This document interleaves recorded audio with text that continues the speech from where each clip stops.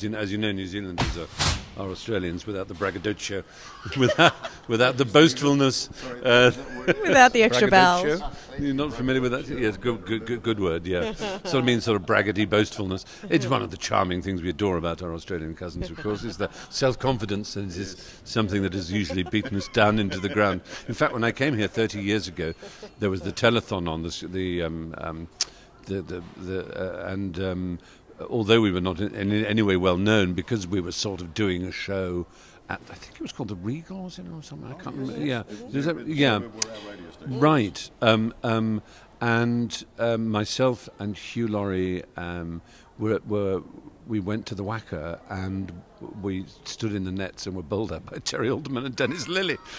And, Terry Alderman, who was nothing like as fast as Dennis Lilly, of course. Terry Alderman, who cheerfully said, "I'll just send down a few easy ones." It was the noise they made in the air before they hit the pitch was itself the most terrifying thing I'd encountered. And meanwhile, Dennis Lilly was just kind of pumping his arms, and I'm thinking, "Oh Jesus, what on earth have I let myself in for?" But at least I'm one of the few Englishmen who can stand up and say I faced an over from Dennis Lilly, and it was a magnificent feeling, and walked away unbruised and unbowed and unbroken, but absolutely petrified. We talked about theatre having you at a very early age, but I get the feeling one of your greatest regrets is you say you're not much of a singer. However, for a lot of people, listening to you talk is like listening to a wonderful singer. Does that give you some consolation? It gives me enormous consolation, and I think probably my obsession with language. I just completed a documentary series for the BBC, a 5-part documentary series called Planet Word, which is all about language. And when asked about why I wanted to do it, I think I realised quite early on that I had no physical skill whatsoever when it came to sport or dancing or music or singing.